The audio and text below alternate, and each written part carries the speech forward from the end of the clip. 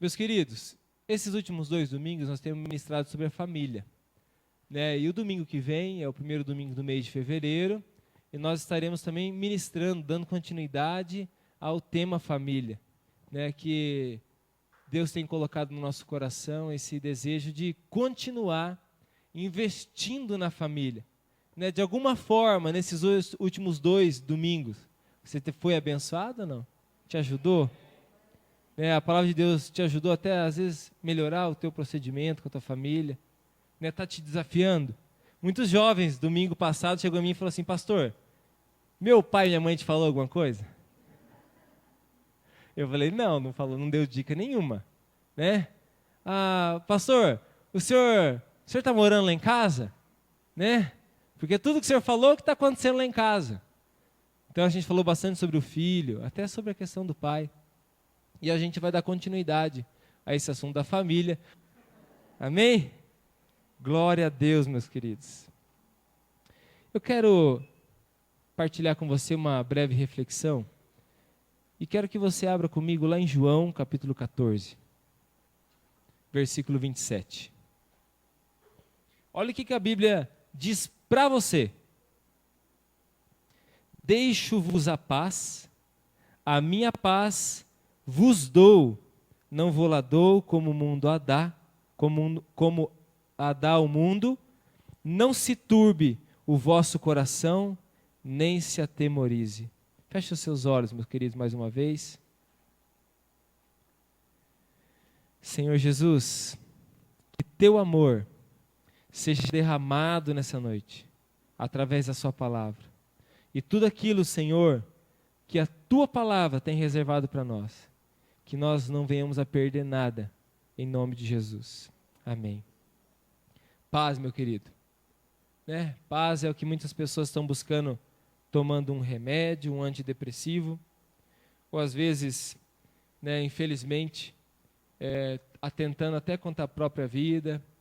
Muitas pessoas, às vezes, dentro de uma família, estão querendo paz e, às vezes, até largando a sua família, tentando encontrar essa paz, né? Tanta confusão que tem numa casa. A gente vê tantas pessoas lutando pela paz, e eu sei que aqui, você não deve ser diferente. Não é verdade? Quem que não gosta de ter paz na vida? Né? De ter essa paz, essa segurança, essa tranquilidade sobre o nosso coração. Quem aqui precisa da paz que o Senhor tem para nós? Olha, eu também preciso. E eu quero dessa paz cada dia. E o Espírito Santo de Deus, que habita no coração de todo filho de Deus, ele tem essa paz garantida para você. Essa paz, ela está garantida para a sua vida, para a minha vida. Está garantida para a nossa casa, para a nossa família. Você sabia que a Bíblia tem mais de 3.000 promessas para nós? Se você ler a Bíblia, se você estudá-la, se você enumerar todas as promessas que Deus tem para nós na palavra, são mais de 3.000 promessas. Já pensou? Tem promessas para os filhos, para os pais, tem promessas para as crianças, tem promessa para a tua vida financeira, tem promessa para a tua vida amorosa, tem promessa para a sua vida pessoal. Tem a paz, tem a alegria, tem o amor, tem tantas promessas. Tem a promessa da salvação da sua família. Nossa, são tantas, amém? Muitas promessas que Deus tem para nós. Agora, você conhece as 3.000? Conhece? Porque você acha que Deus ele vai prometer para você e não vai cumprir? Olha o que a Bíblia diz em Números, se você quiser anotar aí, eu já vou ler. Números 23, versículo 19. É importante que você conheça esse versículo. Números 23, 19 diz: Deus não é homem para que minta, nem filho do homem para que se arrependa. Porventura, tendo ele prometido, não o fará? Ou tendo ele falado, não o cumprirá? Será que Deus está te enganando? Será que Deus está nos enganando? Poxa, tem 3.000 promessas aqui. E será que não tem nenhuma para você? A Bíblia nos garante que Deus não mente, que Deus ele não promete para nós algo que Ele não vai cumprir. Então, por que algumas coisas não se cumprem na nossa vida? Mateus 6, versículo 33, nos diz assim: buscai, pois, em primeiro lugar o seu reino e a sua justiça, e todas essas coisas vos serão acrescentadas. As promessas de Deus, meus queridos, é para todos nós. Se você chegar a ler esse texto de Mateus 6, do versículo 25 ali em diante, você vai ver que essa palavra está falando a respeito da ansiedade da vida. Está falando sobre dois requisitos da vida que a gente precisa, que é o alimento e a vestimenta. E a Bíblia até usa de ironia para nós, falando assim: se Deus veste os lírios do campo, não vai vestir um filho dele? Se Deus alimenta os passarinhos, não vai alimentar os passarinhos que nem trabalhar, trabalham. Não vai alimentar você? Será que Deus não pode cuidar de você? Faz um dedo de profeta assim e mostra para o seu irmão: será que Deus não pode cuidar de você? Ou será que Deus está mentindo para nós? Meus irmãos, claro que não. Olha, eu posso dizer que eu quero, como aquela música que a gente cantou, eu quero conhecer muito mais a Deus. Mas do que eu já tenho conhecido, experimentado, eu sei que muitos podem testemunhar aqui. Muitos que fazem parte dessa família na fé podem testemunhar que Deus, Ele fala e cumpre. Deus está vivo e age na nossa vida. Age ou não age? Né? Você já experimentou um milagre de Deus? Quem aqui de fato experimentou um milagre na sua vida? Olha aí. Meus irmãos, eu já tenho testemunhado, você tem ouvido eu falar de vários milagres. E muitas coisas que já aconteceram na nossa vida que a gente às vezes até não esqueceu, mas vai ficando lá atrás. E a gente vai renovando os milagres também, né? Deus, Ele não mente. Deus prometeu, Ele vai cumprir.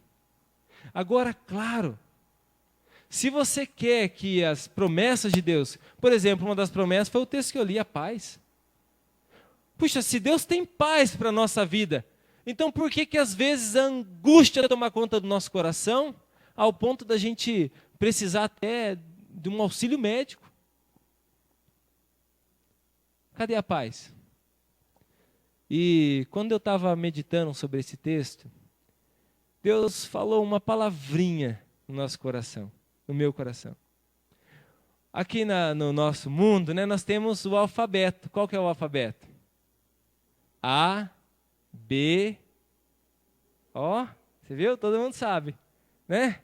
A, B, C, D, E, esse é o alfabeto natural aí.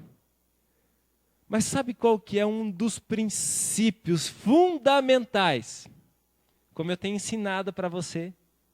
Eu tenho ensinado nessas ministrações de família. Você quer ter uma família de sucesso, como são os títulos da mensagem? É claro, tem uma família de sucesso, Deus tem para você. Mas se você aplicar e praticar os princípios ensinados, se você não praticar, você nunca vai ter uma família de sucesso. Se você fazer totalmente ao contrário, você vai receber aquilo que você está plantando. Então, para que você receba as promessas de Deus na sua vida, também tem um segredinho. Também tem uma atitude. É o alfabeto do cristão. Sabe qual que é o alfabeto do cristão? Vamos lá? Obedecer. Esse é o alfabeto do cristão. Você quer então começar a receber as promessas de Deus na sua vida? Então você tem que começar então a obedecer. A palavra não é me obedecer, obedeça a palavra.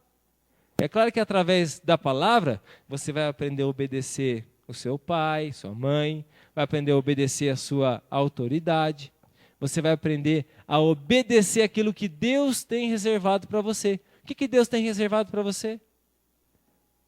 Você precisa conhecer a palavra então. Sem conhecer a palavra, sem você conhecer a palavra, você nunca vai conseguir receber das promessas de Deus.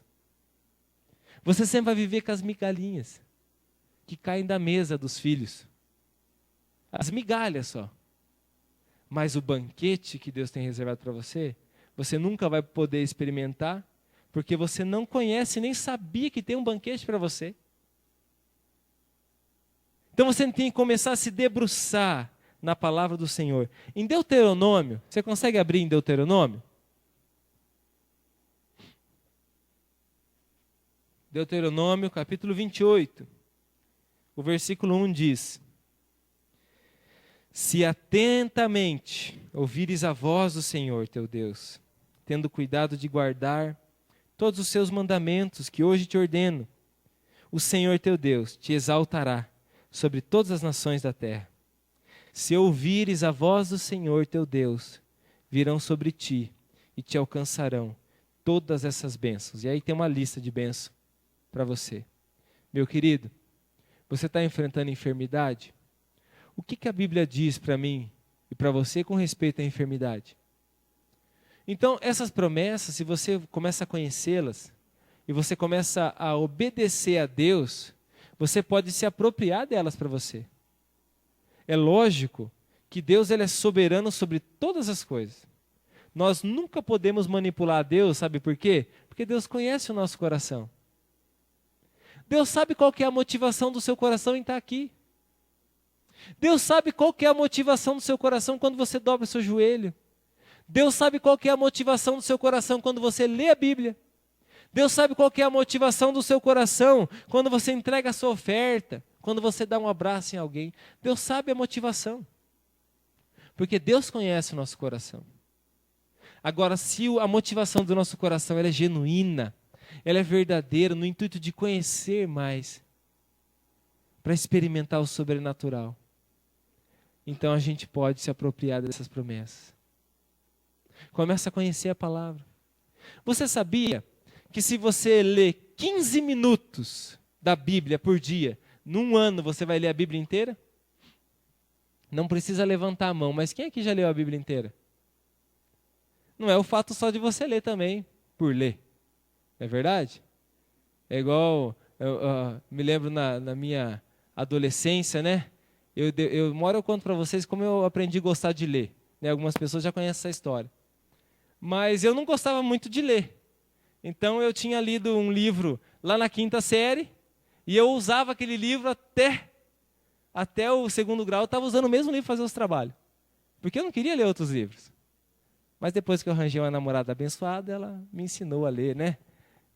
A força da situação me ensinou a ler. E aí a gente não pode ler a palavra desse jeito. Que motivação errada. Eu vou ler a palavra só por ler? Eu quero falar que eu li a Bíblia num ano. Não, essa motivação não é certa. Você tem que ler para conhecer. E aí é onde o segredo da obediência, ela vem nas nossas vidas com a nossa dedicação a Deus. 15 minutos do seu dia. Quantas horas tem o dia? 24 horas. Quantas horas você dorme? Aí vai variar, né? Tem uns que chegam a dormir 16 horas por dia. Não duvide disso, né? As estatísticas atuais, se falei na igreja recentemente, diz que o jovem passa 10 horas do seu dia no smartphone. 10 horas manuseando o smartphone. Já pensou? Aí vai falar para a gente, mas eu não tenho tempo para conhecer mais a Deus. Porque eu tenho tanta coisa para fazer. E aí a gente volta para Mateus 6,33. A Bíblia diz, buscar em primeiro lugar o seu reino e a sua justiça, e as demais coisas vos serão acrescentadas. Isso significa o mesmo que diz lá em Eclesiastes, que muitas pessoas acabam correndo atrás do vento. Já pensou você correndo atrás do vento? Você encontrou, peraí que eu estou atrás do vento aqui. O cara vai internar você, vai falar assim, isso aí tá louco, né? Ou então passando um avião, você correndo atrás dele. Já pensou?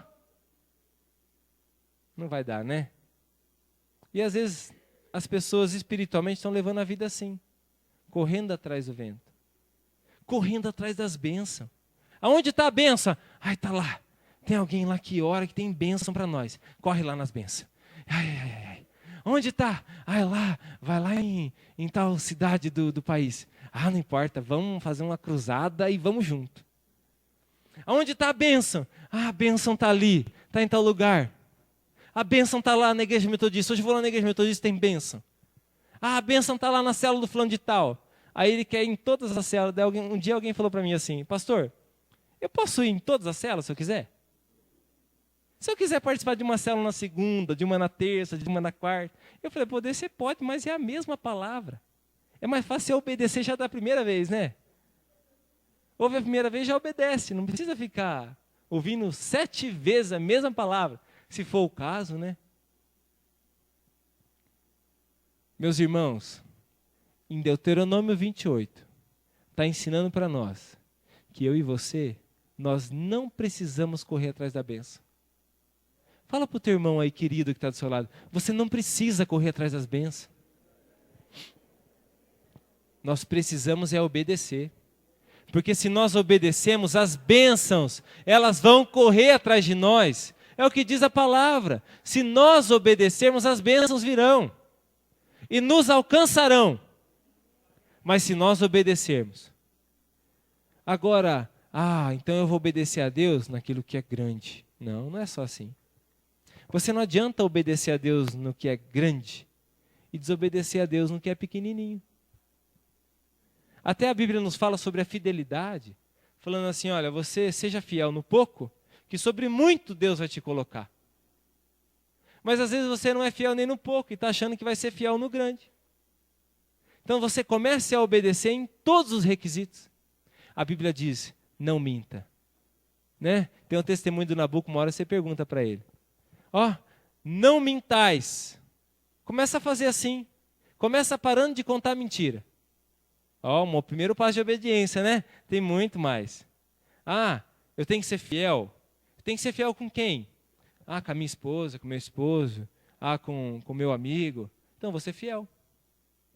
A Bíblia diz que é melhor servir, e é até melhor dar do que receber. Eu vou começar a dar mais do que eu recebo. Olha só, começar a praticar a palavra é isso. O que a Bíblia diz que eu tenho que fazer? A Bíblia diz que eu tenho que amar o meu próximo como a mim mesmo. Mas daí você vive dizendo que odeia teu próximo. E aí, como que Deus vai te abençoar? Estava conversando com um discípulo hoje, falando assim, quando a gente vê um filho obedecendo, eu sou pai, meu coração já se derrete, você que é pai também. Um filho obedecendo, trata você com carinho, e traz o teu chinelo, e cuida de você, te respeita, por favor, bom dia, dá um abraço, eu te amo. Você tem prazer em abençoar, não é? Que pai que tem prazer em abençoar um filho que obedece? O filho precisa pedir comida para você? O filho precisa pedir até um presente para você? Não. Você vai lembrar dele, olha, esse filho merece. Agora, às vezes, você tem até um coração bondoso, abençoador, mas o seu filho vive desobedecendo. Quando você pensa, ele já desobedeceu e está deixando você nervoso, está deixando você triste, você encosta a cabeça no travesseiro e pensa, por que meu filho desobedece assim? Daí você estava até com aquele 50 para dar de presente para ele. Mas você fala assim, eu não vou dar, enquanto ele não melhorar. Você guarda no bolso e fala, você quer saber? Eu não vou dar. É ou não é? Vai ficar sem. Aí você vê seu filho lá, às vezes, na pendura. Mas você fala, não vou abençoar. Não está obedecendo. E às vezes você chega ao ponto de falar assim, você quer a bênção? Você quer? Então começa a obedecer o pai. Um exemplo, estou dando um exemplo do que Deus sente. Porque a Bíblia diz assim, não entristeçais o Espírito Santo de Deus. Quer dizer que a nossa atitude, ela pode entristecer o Espírito Santo. Já pensou, meu irmão, você com a sua desobediência e atitude, você deixar o Espírito Santo de Deus que habita no seu coração triste? E aí você chega com a maior cara lavada, dobra o joelho e fala assim, Jesus, eu preciso tanto que o Senhor me dê aquela bênção. Jesus, por que o Senhor não me ouve? Mas você só está entristecendo o Espírito Santo com a sua atitude. O que você tem que fazer? Parar de pedir ou começar a obedecer? Você não pode também ser aquele filho melindroso, fala assim, tá bom, não vou pedir mais. Não vou falar mais então. Quer dizer, você não quer mudar. Meus irmãos, vamos nos unir em obediência. Eu sei que a gente é tentado. Nós somos tentados. Né? Talvez você está aqui pela primeira, segunda, terceira vez. Deus está chamando você para um caminho de obediência. Você tem que obedecer a palavra. Mas para obedecê-la você tem que conhecer. Começa a dedicar o seu tempo para Deus. Começa com 15 minutos. Fala para o teu irmão, se 15 minutos é muito para você? Né? Às vezes você pode levar 1 ano e meio então para ler a Bíblia. 15 minutos. Mas começa a parar esse 15 minutos e debruçar na palavra. E descobrir o que Deus tem para você. Peça lá para o teu líder de célula te ajudar, falar, me ajuda a entender, a ler a palavra.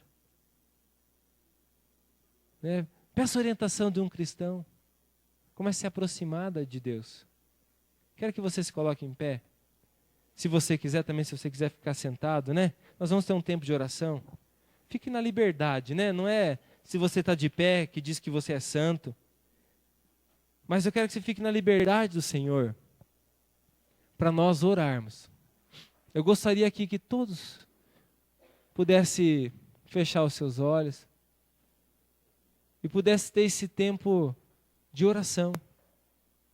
Eu sei que você está aqui e muitos aqui podem estar pedindo para o Senhor situações que você está enfrentando, que você quer que mude, que você quer que seja transformada. Eu já vi muitas vezes na casa do Senhor clamar por uma mudança, por uma transformação, clamar por um milagre na minha vida. Mas eu aprendi na palavra que esse milagre ele vai vir na minha vida através da obediência. Eu não sei o que você tem buscado do Senhor, mas hoje você veio aqui para você ter esse encontro com Deus, para você ouvir de Deus falando assim, meu filho, minha filha, é só me obedecer.